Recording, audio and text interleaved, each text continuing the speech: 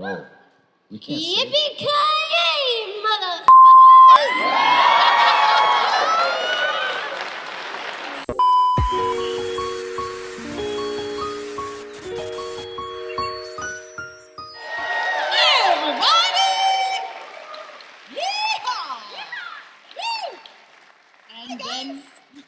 And then we have, you know her as Radical Edward in Cowboy Bebop. It's Miss Melissa Fahn. Come on out. Hi, guys. Spooky. Spooky. I want to sit over here. Yeah. And let's all give Spike Spiegel, Steve Blum a round of applause.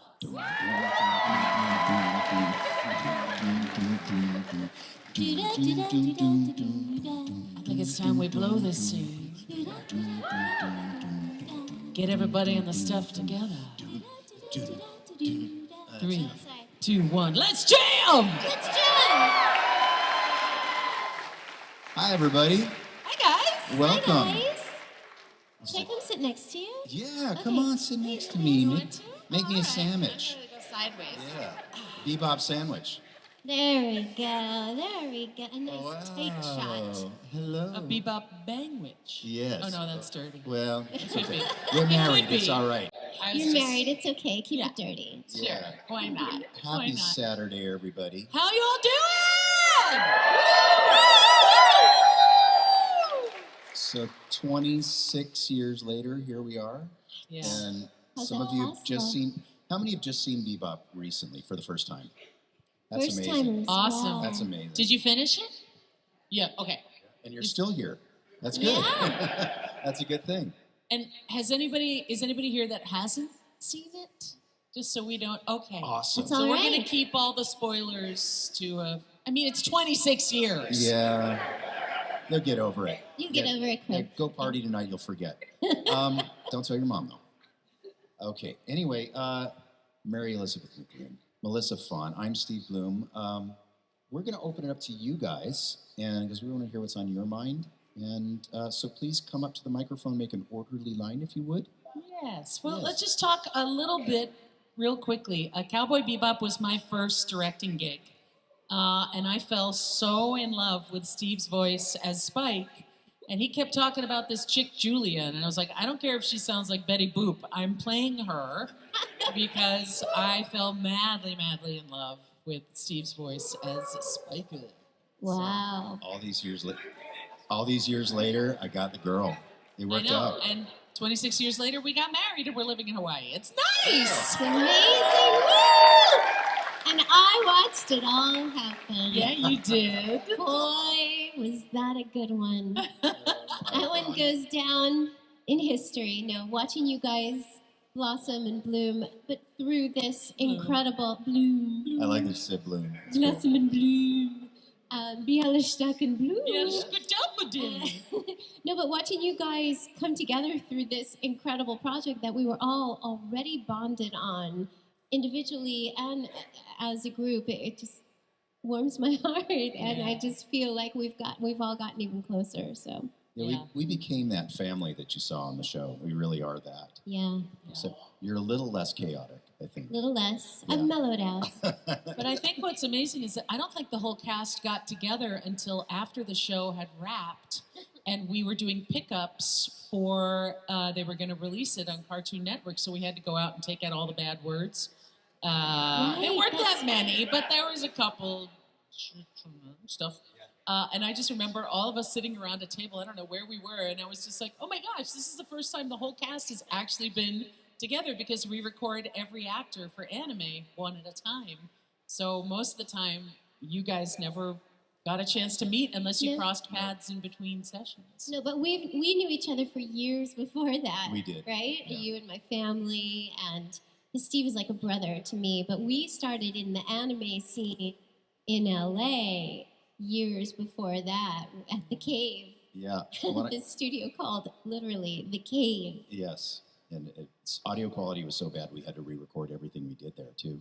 Oh, yeah, that's right. Yeah. And then we went into the garage. Yes, which was a lot better. Which is a good graduation from the cave to the Cave garage. to the garage. Yes, but Steve, No, the basement, The basement. which then we the never attic. really get out of, you know. No, Steve, I have a question for you. When we were first starting and first coming up in anime in LA, I think the very first show I did was Guyver. You were on Guyver also. Yes. Were you also on Orgus? Yes, I was. That's what I thought. I played yes. Johnny on Orgus. Remember, I was talking with someone about it yesterday, and I said, I think Steve was on Orgus as well. I mean, Yeah, these are old titles. I haven't seen a picture of that in all these years. And I love that because it's one of the first creatures I ever got to voice. It was Joppy, the big dinosaur-looking kind of guy. Yeah. Yeah, Javi. Yeah, that was very cool. And I met Tommy, her brother, working at a film studio before we auditioned for our very first voiceover job together. Unbelievable. On the Guyver.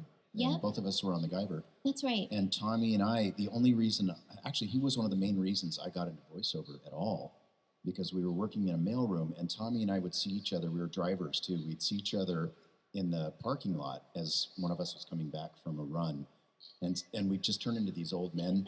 Tommy and I would just go. We'd hitch up our pants. Hello, how are you? How was your drive? I'm glad you made it back safely. Wait, who are you? I forgot where I am.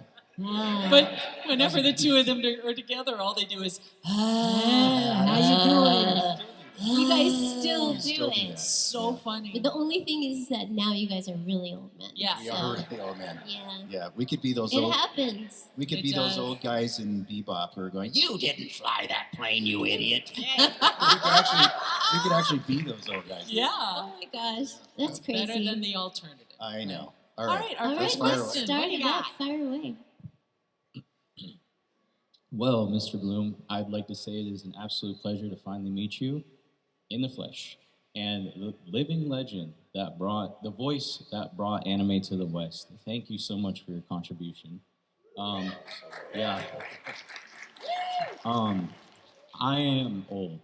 I am 30 years old. But I remember. The underwear Ancient. the underwear I'm currently Compared. wearing is twice your age. Yeah. Comparatively, when I was young, I remember Never watching. needed anyone. I knew you were I knew it. Yes. I remember watching Toonami for the first time at daycare, and it was In daycare. incredible. So, Daycare? I love nostalgic stuff like 90s, like early 90s stuff, and I would like to know what it was like recording back then and working, what you miss, what you enjoyed the most, what you hated, and the technology you guys used to make it happen. The 90s was very interesting. I mean, we started a little bit before that, but when we were working, most of us worked out of a studio called Magnitude 8. It was kind of the only game going at that time. And the only time we would really get to interact was in the green room there. They had a really nice room with a pool table and food, and we all became really close friends just by hanging out in that space. So I kind of miss that camaraderie because we do work by ourselves nowadays. And in every other studio, pretty much, we'd just be shuttled right into the studio, and we wouldn't really have that bonding time. So that I kind of miss. And They we had would- pinball there. There Yeah. was pool. I mean, there was some Good serious food. hangout time together. and some of us would just hang there for hours just to hang out because it was a cool place and we knew each other. Yeah. So I do miss that friendship from that time, all the camaraderie. But we were lucky enough to make all those friendships and keep them Yeah. for 26 years. So that was really cool. I do like working from home now, though, because I don't have to leave Hawaii to work. I know.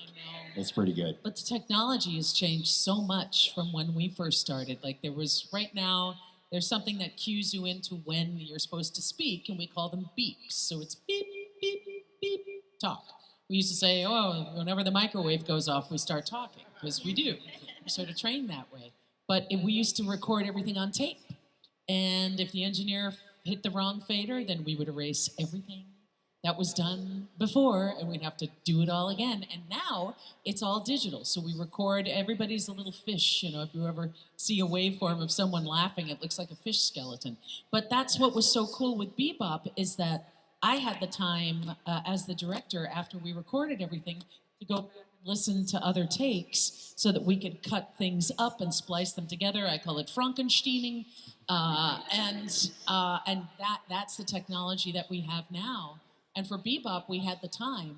and the money to really be able to, like I had almost 2 days to QC everything and go back and craft things and really try and get the sync as tight as possible. So that doesn't happen anymore. And people are like, how did you do it? And it's like, well, we had time and money, you know? I mean, give us the time and money and we can do that again. So it's, but the technology has really changed, so much so that we've got the same technology in the professional studios at our home studio. So it's kind of, we learn how to be our own engineers now too. And a lot of that came, you know, I mean, I think we all started even living, while living in Los Angeles. You guys moved during the pandemic or Right after, yeah. But even just before the pandemic, I mean, we all started doing our own auditions from home. But maybe, I mean, some of us had more setup. My husband's a musician and a songwriter and a producer, so we had a lot of setup at home. But during the pandemic, that's when everyone had to kick it up a notch. And voiceover was able to stay alive, knock on wood, through the pandemic, and we were all still able to work. But the technology is such that even now, out of the pandemic, even living in Los Angeles, I don't want to leave the house sometimes. But I just started going back to the studio, and there's just something about it, about just going in and hanging with your engineer. But I have to say, more times than none now, the directors are still home. Yeah. More times than none. But I've been enjoying going back in the studio, but I kind of get to pick and choose which one to say, you know what, if I'm only doing 5 lines, can I just stay home? Yeah. And so it's different. It's very different. And it's insular, and you're by yourself. But technology is such and has advanced so much that we have everything at our fingertips now, where we didn't at all years ago. Nothing. I mean, I miss seeing the inside of people's closets, because the minute we shut down, I was directing Haley Joel Osment, and he's got a blanket over a Peloton over his microphone, and that's how he soundproofed his space. Wow. It was, we had one who was just like, well, my twins have bunk beds, so I'm going to go on the middle bunk bed and just put some blankets around it, and I think that should be enough to give us the quality that hopefully we need, and it was amazing that the voiceover industry actually kept the industry afloat during lockdown. But unfortunately during that, well, not unfortunately, there was so much content that we created that now the industry has kind of put the brakes on animation and say, we've got to roll out what we have before we can really start anything new. So it's kind of been a quiet time now as well. Very true. So, very true. Yeah. Thank you so Great much. question. Thank you. Thank you.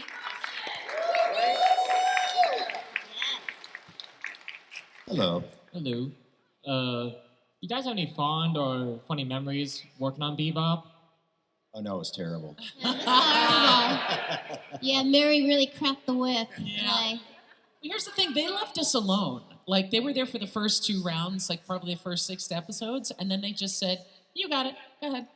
And Melissa and I used to play in the booth, what was Toys in the Attic, right? Where each character is sort of on their own for most of it, and you've got Ed and Ein, and you're swinging around the thing and it's making up all these songs. We had the best time, Mary. Yeah, we had such a great time, and really, Edward, I know we've talked about this many times, but the 4 of us did not audition for the roles. Kevin Seymour just said, I want this person for this role, this person for this role, and so there was a certain amount of trust, but I came in thinking, wow, okay, who is this?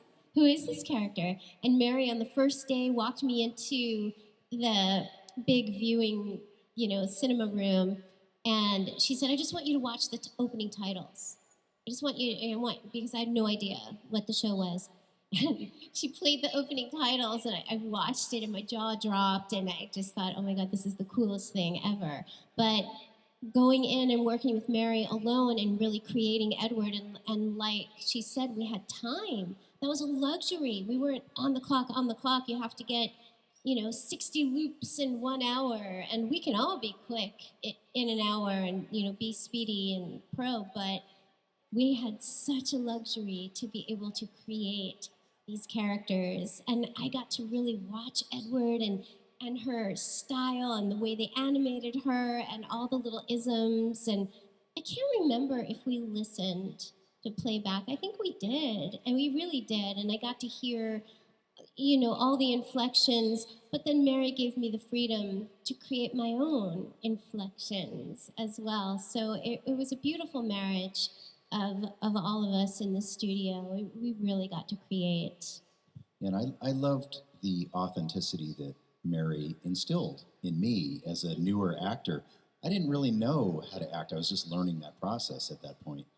And I remember the first time Spike shows up on screen with a cigarette, I stuck a pen in my mouth and she goes, "Oh, no, we're going to do this right."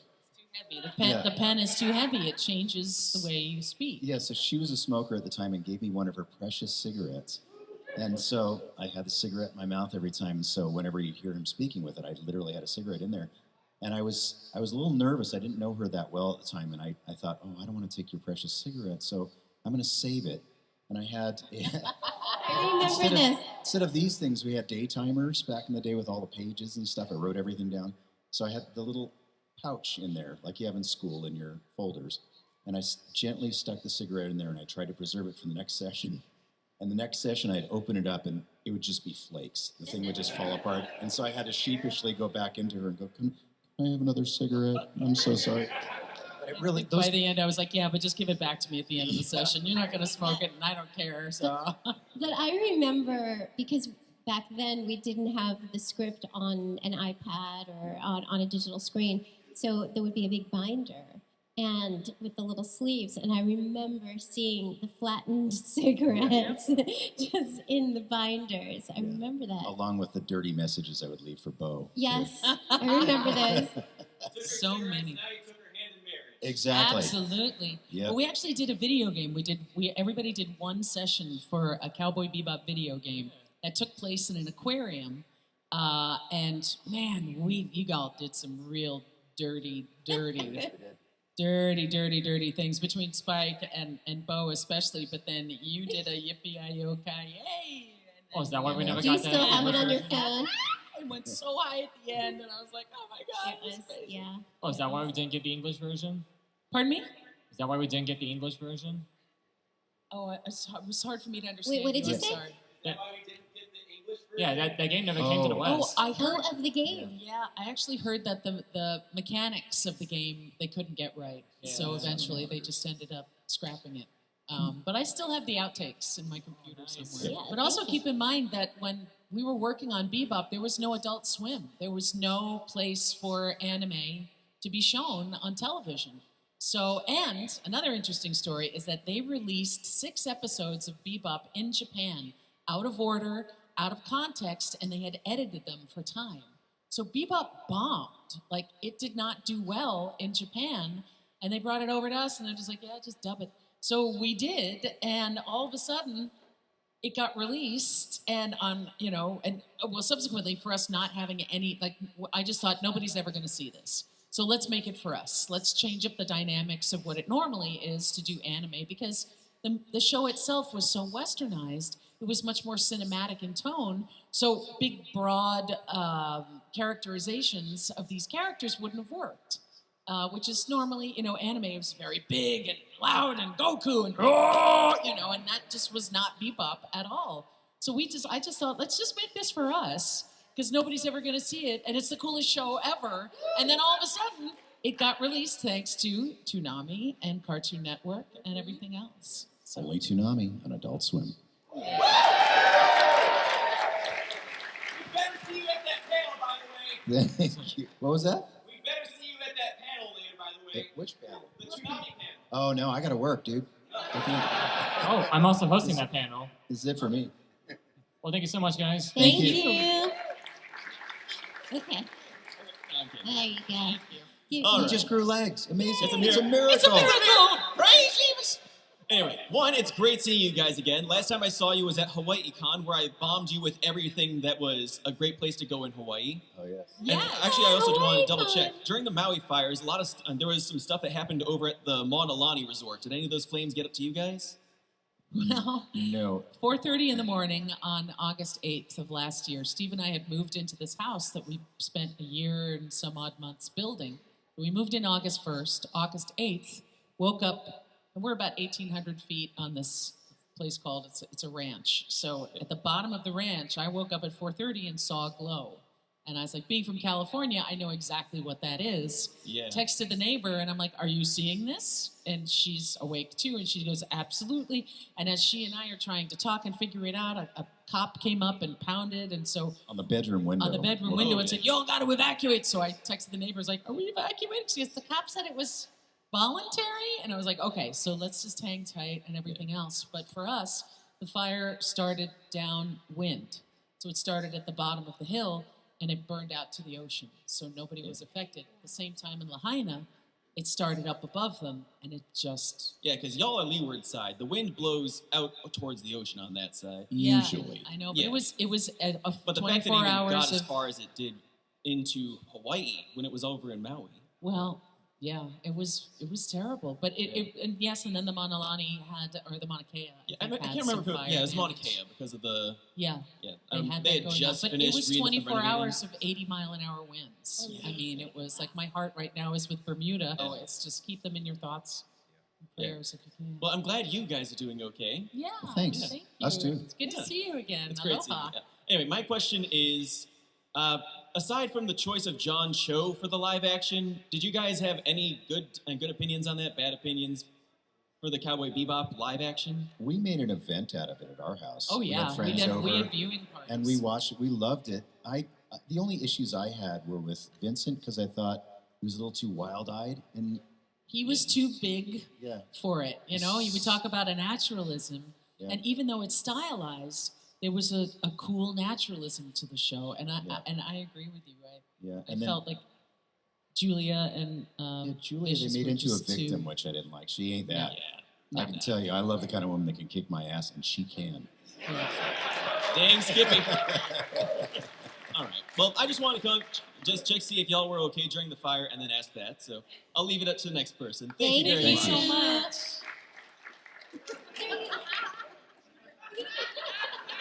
Just to be clear, he That's used- dedication. Just to be clear, he used a spell to grow legs. You used the spell to grow legs? Oh. Yeah, I thought that was pretty clear. Yeah. I mean, wasn't it clear to you? No, it was clear. It was very clear. Yeah, I saw him chanting to a giant Pokemon earlier, so I knew there was some magic involved in there. Everyone has bloopers, right? You have bloopers. All of you have bloopers.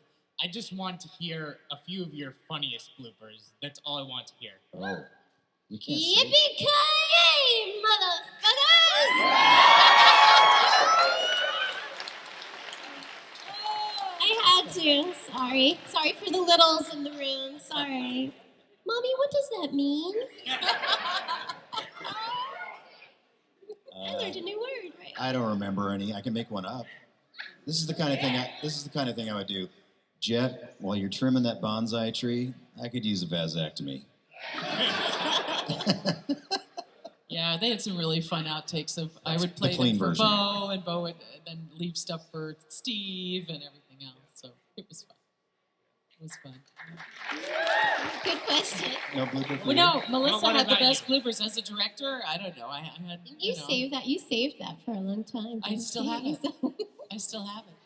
Yeah, Yeah, for sure. I don't remember doing as many bloopers with Bebop. No, we did for Digimon or Naruto. Oh my gosh. Digimon and Tell me Naruto. though. Yeah, Tell we us. would. Yeah, you know. Digimon, we actually did so many dirty things. We ended up having an evening with some footage that they had to cut out anyway for the American broadcast. But some of it was just really weird. It was like Digimon peeing and stuff. And so they put these scenes back in with a bunch of our bloopers, and then they did like this live evening where we got to go and live dub Digimon stuff, and it was the foulest thing I've ever seen. Yeah, it was amazing. I don't know if there's a recording of that somewhere, but I think we got in trouble for doing we that. could probably go to jail for what we Yeah. said that night. Yeah. Stop recording right now. Yeah.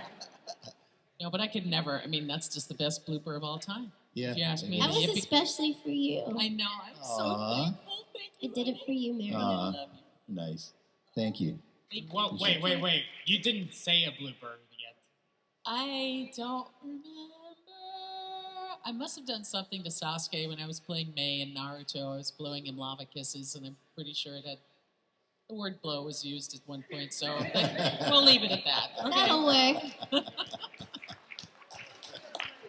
Thank you. Thank you. Rock. Maybe turn the lights on, put the lights down low. Listen to this voice. Yeah, wait till you hear this. Okay, let's hear. This doesn't really have anything to do with Cowboy Bebop, but this is basically for Steve. Okay. For one, were you in the game Stalker Clear Sky? And two, the sequel that's coming out, Stalker 2 Heart of Chernobyl. If you've seen that, what are your thoughts? I don't know if I was in that, honestly. You might have stumped me. I'm going to have to look that up. There's so many games that we worked on back in the day that were under code names. Still is like Still that. are. Still And are. if you're not a gamer, you'll never know what the game was until we go to a con and somebody tells us. So I honestly don't know the answer to that No, question. but that's a very interesting point that you bring up, because a lot of times people come up to me and they're like, "But you were this voice," and I have no idea because they didn't give us the title, and sometimes not even the name of your character. So So I've crushed a lot of hopes and dreams. I feel bad People when waiting that in line. This is happens. my favorite character ever. You changed my life. I went, I'm so sorry. I don't remember it. It's bad. Yeah. Oh. Well, It funny, happens. I'm sorry. the funny thing is that I thought I could probably hear you because through the Russian accent when they used the English. Yeah. I don't know. I'll have to look it up. Sorry. Thank you. You've got an Thank you. incredible Got the most voice. amazing voice. So my question is pretty simple, at least I feel it is.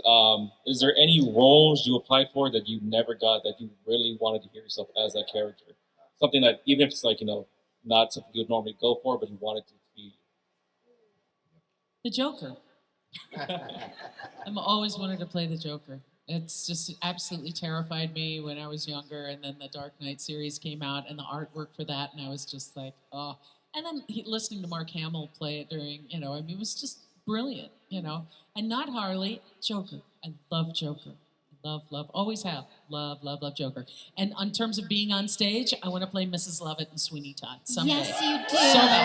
So bad. Yes. Oh my God, you'd be brilliant. I'm How about you? The very, very, very, very first voiceover job that I ever auditioned for, and I wasn't even doing voiceovers yet, but I was acting, was for Ariel in Little Mermaid.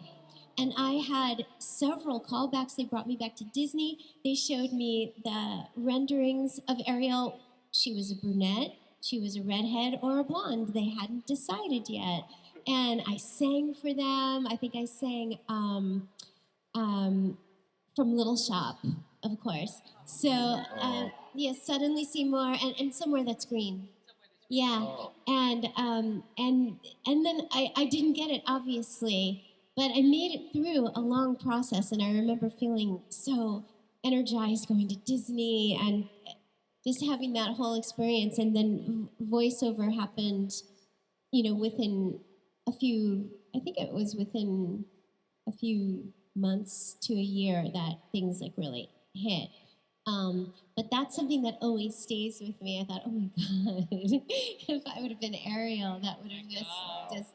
But I'm a huge fan of all those girls who have played a princess. It's just amazing. You know what's so funny about Little Mermaid is I remember seeing it for the first time, and I just heard "Part of Your World," and I was like, "Wait a minute, somewhere that's green," and I was like, "Someone stole Alan Menken's music!" And I went, "Oh, that was Alan Menken. It's Okay, Alan that's Menken's totally fine." music. Yeah, Exactly. that was totally fine. 100%. It's exactly the same. Totally fine. He ripped himself. Why not? You're that good. I- Do it. That's Steve. I can't even tell you how many things I've auditioned for that went to somebody else. But the cool thing is, they've all become friends now. So years and years ago, I auditioned for a Mortal Kombat movie, the Mortal Kombat movie, that original one, yeah. And I went to, I think, 3 callbacks for Goro, the part of Goro, the big, deep voice. And I didn't get it because I frankly blew the final audition because I was super nervous in front of this tribunal of really angry casting people. It was really weird. And then I find out Kevin Michael Richardson booked it. I went, oh, I'm all good with that. That's cool. So I love Kevin. He's amazing.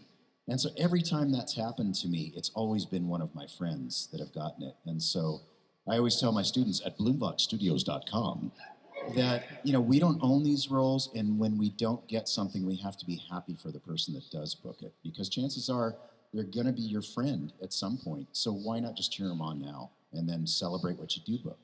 So I try not to think about things in terms of the stuff I haven't gotten. Originally, I thought I'd be a good voice print for Batman. And then I met Kevin Conroy and he went, oh no, I'm good. And with Goofy, oh, gosh. And then I met Bill Farmer and he went, oh no, you're my Goofy. So it happens the way it's supposed to happen. And thank you for that. That's great, Steve. Uh-oh, had to be Deadpool. That's right. You bet you see my new movie. Your movie, I thought it was Wolverine's movie. No, it's all right. It's all right. Okay, so I have two questions. How did it, for Steve, how did it feel when Wolverine and the X-Men ended too soon? I hated it, man. We had 9 more episodes written, and it was a corporate decision to shut it down, and we were heartbroken. We were actually, it was one of those shows like Bebop where we were making the show we wanted to see as fans, and we were just about to go into the age of apocalypse, and we were all deeply invested in that show, and frankly, it broke our hearts. It happens a lot, unfortunately, and it's way beyond our control. Yeah. Yeah. Thanks for bringing back a horrible memory. No, I'm fine. My healing factor is working, so I'm all right. And you had another question? Have you seen the show The Boys? Yes, love it. Yeah, The Boys? Yeah, me and my dad are a big fan of it. love it.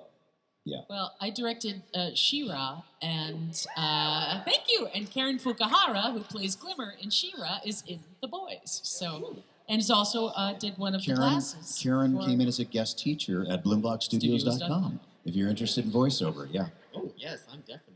Yeah, for sure. That's my favorite show. Thank you. I love that show. So my question is, between, with such a time difference and with all the technology today and all the experience that you guys have, with the knowledge that you have now, would you have approached your character any differently than you had before?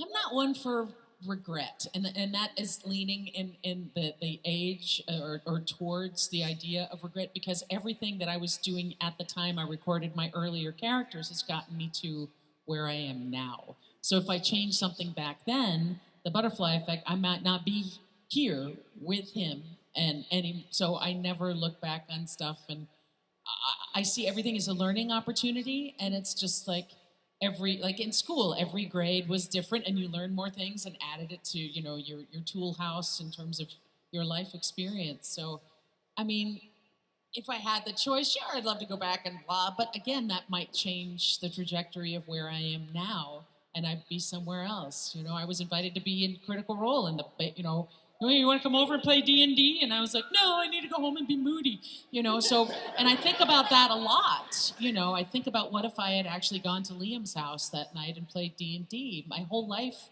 would have changed, and I might not be with Steve. So I see it sort of as the same way. I don't mean to offend or anything, but it's just like everything that brought us to where we are now, you have to look back on it like that was all education. That was all me figuring out myself.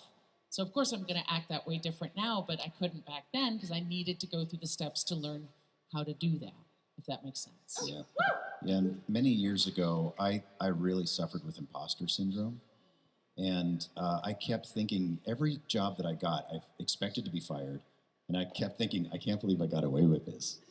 And it went on for years and years and years. And all the way through Bebop, I actually felt that way. And then Mary told me that I was actually an actor at a panel, because I didn't even consider myself an actor until we were on a Bebop panel and everybody else was classically trained except for me. And I was thinking, well, I'm not a real actor. And she goes, wait, what do you think you've been doing for the last 10 years? So I learned the hard way by doing all of this work for years and years and years and improving along the way. But like Mary is saying, it's like our autobiographies. You can't go back in time to fix anything. I watched Bebop for the first time like 3 or 4 years ago, and first episode or so I was thinking, oh man, I could do that so much better now. And then I went, no, wait, that's who I was at the time. That's the show that everybody loves. I'm just going to sit and enjoy the performance. And it was really raw. There was something raw about watching my own performance back then as a less trained actor that actually lended itself to that character, something different to that character that wouldn't be the same if I did it now. So, yeah, like Mary was saying, the older you get, the less regrets you have. less Fs you have to give. So No regrets. yeah, no regrets. No regrets. And you know, and going along with what both of these guys have said, technically things were so different then, and I feel so lucky that we came up through that time because we learned so much on the job that we didn't have the luxuries of Pro Tools or any of the technological advances that we have now in the studio. For that, I would never trade.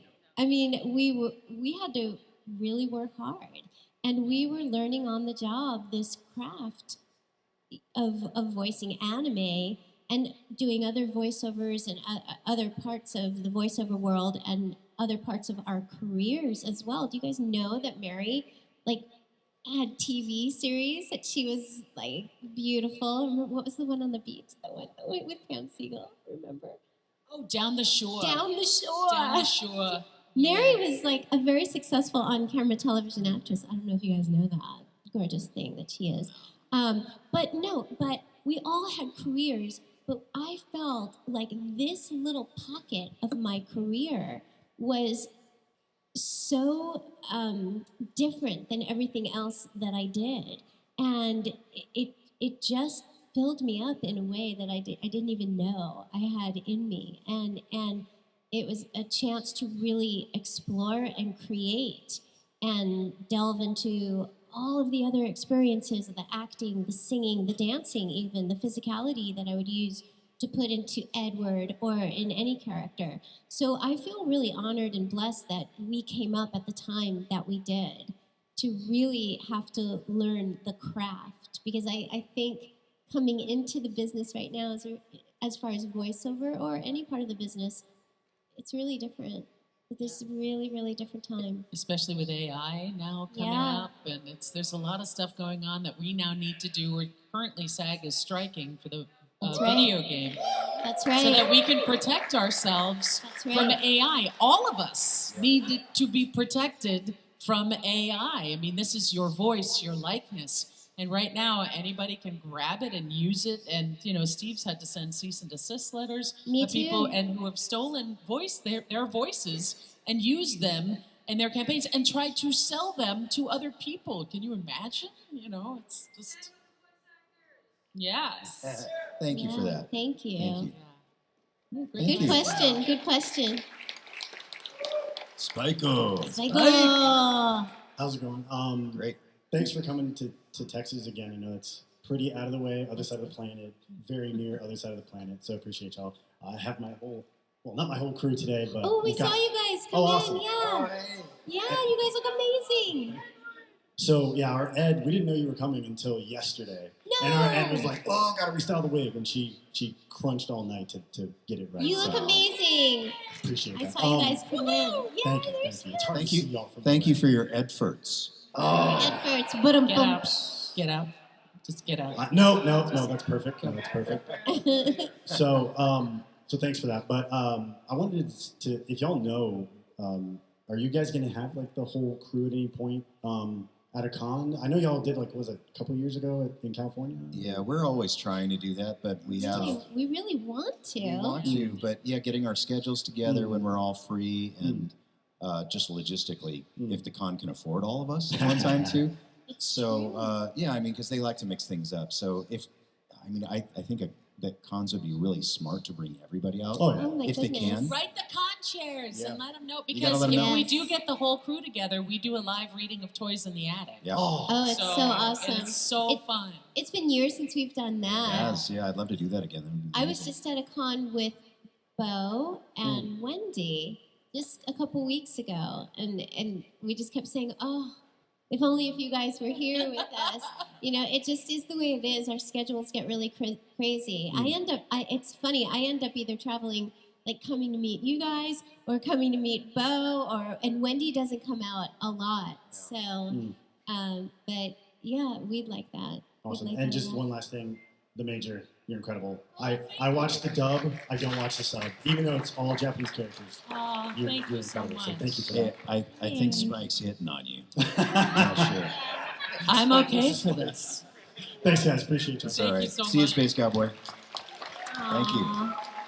Let's do a lightning round and see how many we Lightning can get round. through. Lightning All right, real round. fast. Real Steve, fast. you get to sit on this one because I asked you this at the previous con. Melissa, Mary, who are your inspirations of voice actors? Because there are people here who are being inspired by y'all now. Growing up, who were your inspiration of old Cartoon Network or in the 70s and 80s for y'all growing up? Honestly, I grew up loving Betty Boop, and it is unbelievable that my very first job in voiceover was being discovered as the voice of Betty Boop, and it has been my lifetime. And I loved May Pastel. I have pictures of me as a little kid with Betty Boop t-shirts on, so it was kind of unbelievable. That was me. How about you? It was Mel Blanc for Bugs Bunny and everyone who was ever involved in Schoolhouse Rock. Oh, yeah! Yes! Okay. So it's undeniable that Cowboy Bebop had great music. You've done so many other projects. Do you have any recommendations or your own personal favorites of music from all the media you've done? Oh, Silent Hill's really good. I heard that's a good one. I don't know, though, you know. Trigun Samurai Champloo. Yeah. So, sorry. So, first of all, you guys are as lovely as the characters you played in person. So, nice to meet you guys.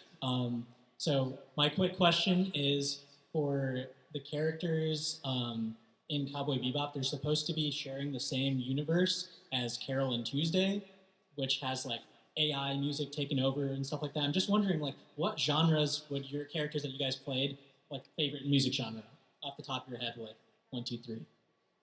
Oh, jazz and okay. Screaming. What's the screaming?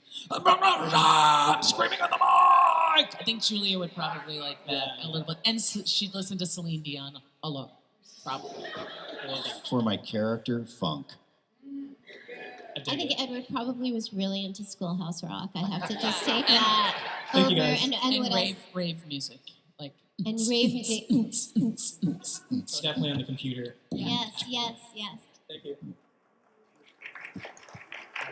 For the movie, did you record that at the same time, or did you get called back to do that? Yeah, it was a couple years later. A couple years later, and that was a joy to And we do. had to fight Sony to make sure that the original cast was in it. Yeah. Yeah. Thank you. Thank you. Thank you. Hi. Since you guys voice act a lot, I'm pretty sure you guys order food a lot. Do you ever order them like in your like what the characters you like voice acting? Order food? Yeah, like you ever like end up ordering a Spike, like just be like, I don't know, say something to Spike or the Green Yeah. Goblin. I've done it at drive-throughs. Yeah, like I did it that's once. what I meant. you Like, have? yeah. Thank you. Gotcha. So for Mary, is there a Silent Hill track that you really love to perform? Oh, I love Room of Angel. I love Room of Angel. I just sit on the floor and we all sing together about this lullaby of how much we hate our mother. It's amazing. It's really beautiful. Thank you. Thank you. Yeah. We're getting a shoot-off stage, so real quick, this is just for Steve. I work for Airship Syndicate, so love what you did with Wayfinder, and I was just curious how you got involved with the Wayfinder project and what was your favorite part about working on it? I remember very little about it, frankly, but it would have been just an audition from home. Yeah, my agent sends me auditions, I read it, send an MP3 back, and walk away. Let it go. Thank you. Great job. Thank you. Thank you. Thank you so much for having us, you guys. Thank you for watching Anime Diet. Be sure to smash that like and subscribe button for more tasty treats.